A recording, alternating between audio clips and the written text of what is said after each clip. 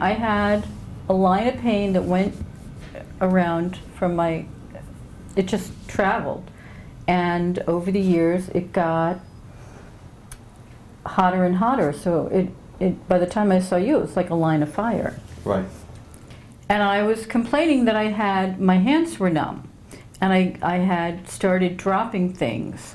I would pick up a glass and it would slide right through because I didn't have any sensation, and I was falling a lot. Mm-hmm. And I was doing this. Let's go into that burning white hot sensation. So she had so much compression, we'll show you the x-rays, so much compression at the base of the skull that the nerves were being so irritated that her brain was using all of these muscles as a splint so severely that the nerve was constantly firing. And when a nerve constantly fires, it fatigues. The muscle becomes fatigued, the nerve is tired of firing, it runs out of energy that is required to make the nerve fire, and you'll get a burning sensation. It's a warm, it's not warm, it's hot. It's hot. It was like white hot. There is a live wire in your neck going down into your shoulder. Yeah. But that's what that nerve sensation is. Okay, so here's the concept, here's the idea. Normal cervical curve. Now remember what we talked about. Brain tissue up inside the skull has to come out through the neck to control the entire body. Great, here we are. Normal, everything is flowing out of the skull. The brain tissue is able to get through here to talk to the body. Now, feeling good. Sue-Ann, feeling bad. So here we have Sue-Ann. Let's go back to that. Open, able to communicate, brain tissue to body tissue. Here is her neck, and it makes a sharp turn. This information from the brain getting to the body can't get through. She was getting choked. Again, happy Sue-Ann. No, this isn't Sue-Ann, this is a normal x-ray. Happy person, really unhappy person. Happy, unhappy. This kink here was shutting her life off. 5 years ago, Sue-Ann comes to me not feeling well. So let's go into not feeling well. Okay. Well, I hadn't felt well my whole life, basically. And I was going from doctor to doctor, chiropractors, regular doctors, whatever, and nobody helped me. And in fact, I think I'd seen a chiropractor 15 years before I came to see you, and she made me hurt so much worse, I didn't go back. And that was manipulation. That was, yes, that was the crack of the neck. Right. And so I lived with the pain. And at that point, it was so white hot, the pain, that, speaking of breasts, I couldn't wear a bra because the strap, pull on it. The strap would just kill me. And I was sleeping maybe half an hour a night at that point. Mm-hmm. I was exhausted. And I was obviously moody and depressed. And I was, I had a very small horizon for my life because I had no physical confidence. Right. And I was really preparing to create a life that was much smaller. I was actually thinking about how to create a life that was like assisted living. I want the process of what you feel on the table. On the table. You just got the adjustment to the first bone in the neck, and you're lying on the table. Hit me with the details. I kind of think of you like the Roto-Rooter guy, because when things are clogged up or not flowing. Mm-hmm. Well, don't touch your neck. You're giving me anxiety. Sorry. Go ahead.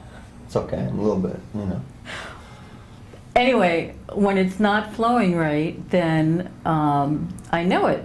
But the minute I get that first click, and it was the very first click when I first came to you, the pain disappeared. And I had been in pain for 30 years. Yeah, and when we go onto those x-rays, you'll see a neck that is quite difficult, beyond surgical, where you can't just go in and operate and take a disc out because the dynamics of this whole thing are so complicated. When I first came to see you, do you remember what you said when you saw my x-ray? Besides holy... Yeah, that too. Expletive deleted. Mm-hmm. You said to me, you are literally off your rocker. Yeah, and it is a case of understanding that the neck is a bridge between the brain tissue and the body tissue. When someone has a neck like this, that bridge is being cut off. And that's why I said, oh my God, this is... You can't get... It's like a dam that has stopped the water from flowing. And that water is what your brain wants your body to receive.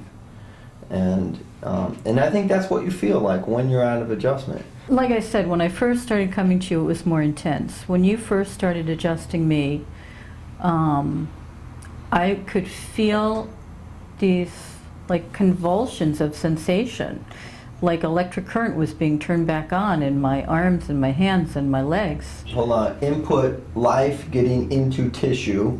Go ahead. And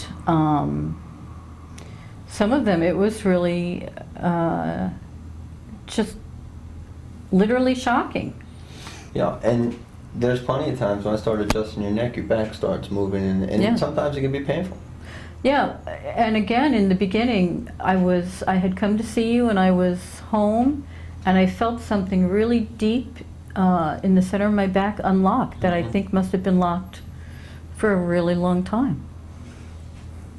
The process of growing crooked, and it is a degenerative process, a process that can age you dramatically. So here you say you were in your 20s. Somehow, whatever, life, trauma, whatever, you get your atlas misaligned. Now your brain starts to realize I'm not in the right position because my atlas bone is compressing the opening at the base of the skull.